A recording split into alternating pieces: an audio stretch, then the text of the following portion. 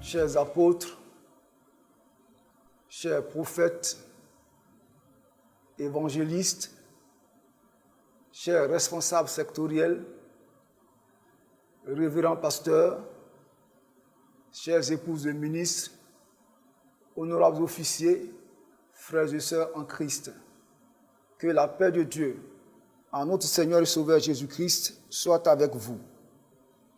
À notre Seigneur et Sauveur Jésus soit la gloire pour les grandes choses qu'il fait dans la vie de l'Église, de ses serviteurs et servantes, pour la faire avancer et la protéger. Béni soit à jamais son nom. Sous la direction du Seigneur, nous étions entrés en 2023 avec joie et assurance.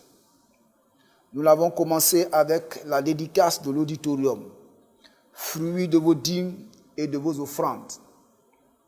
Vous avez ainsi démontré votre amour pour le Seigneur Jésus, pour votre Église et votre obéissance à vos leaders. Je vous dis infiniment merci. Que le Seigneur Jésus, le fidèle intendant, vous bénisse et vous accorde tous vos besoins. Celui qui fournit de la semence au semeur et du pain pour sa nourriture, vous fournira et multipliera la semence et il augmentera les fruits de votre justice.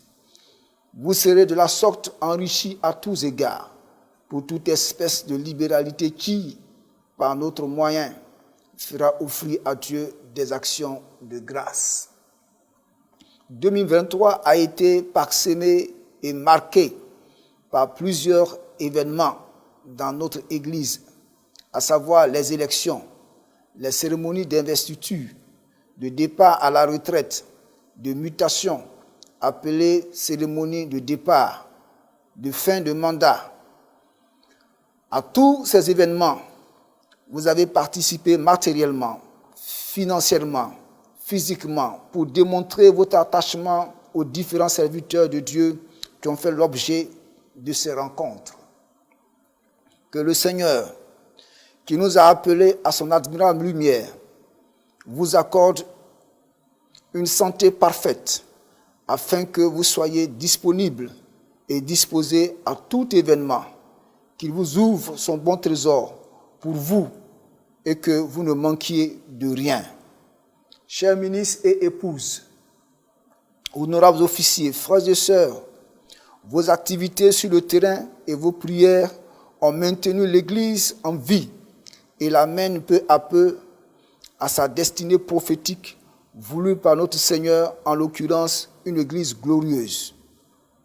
Bon travail à vous et merci à vous pour tout ce que vous faites pour l'Épicie. L'année a été éprouvante pour certains parmi nous qui ont vécu des moments difficiles dont des proches sont rentrés dans la gloire de Dieu. À tout cela, je présente mes mots de fortification et de consolation. Sachons que tout concourt au bien de ceux qui aiment Dieu, que personne ne désespère, car nous servons un Dieu vivant et fidèle qui a un plan pour chacun de nous. Au travers de certaines difficultés, le Seigneur nous fait avancer vers notre destinée comme Joseph qui connut toutes les difficultés et d'emblée rentra dans la promesse divine enfin. Dans tout ce parcours de quinquennat, de cette adoration, de ce ministère, à tous ceux qui ont été frustrés dans les assemblées, dans les districts, les secteurs, au niveau de la nation, je vous demande de pardonner.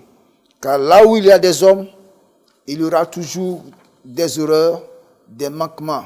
C'est celui qui ne fait rien, qui ne fait pas d'erreur.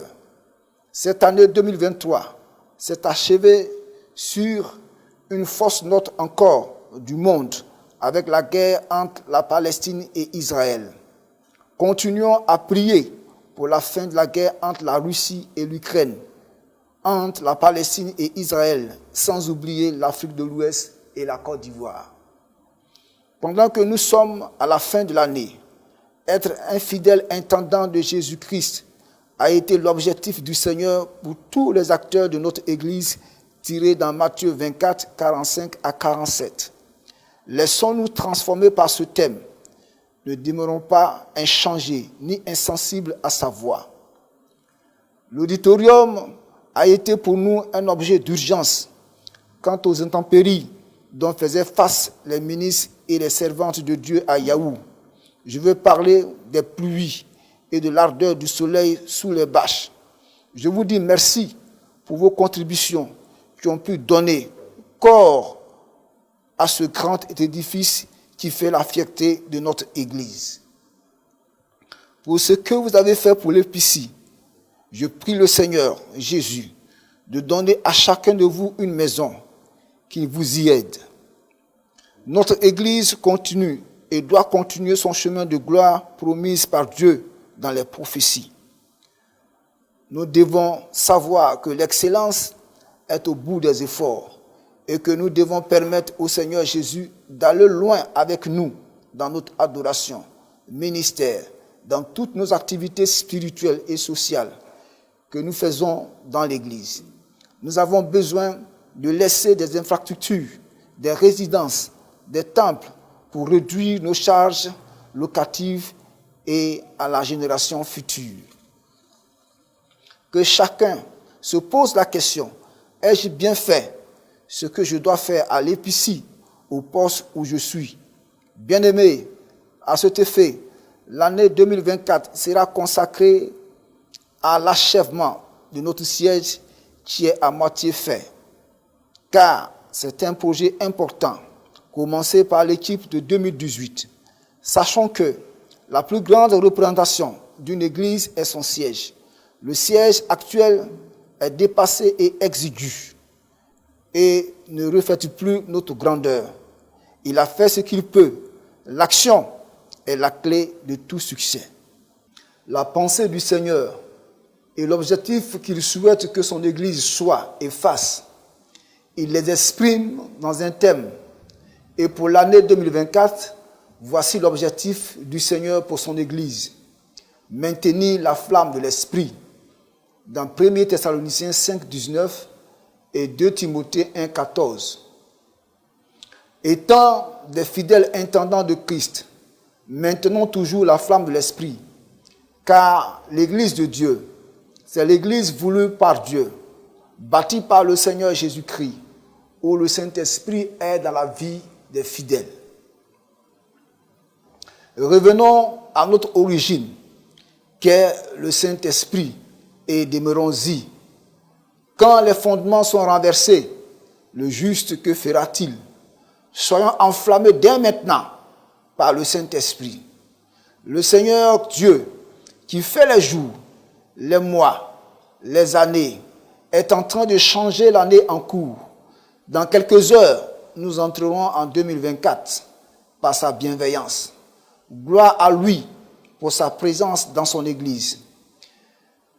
Merci sincèrement à chacune et à chacun de vous. Aimons le Seigneur, aimons l'Épicier, tout en maintenant la flamme de l'Esprit. Bonne et heureuse année à toutes et à tous.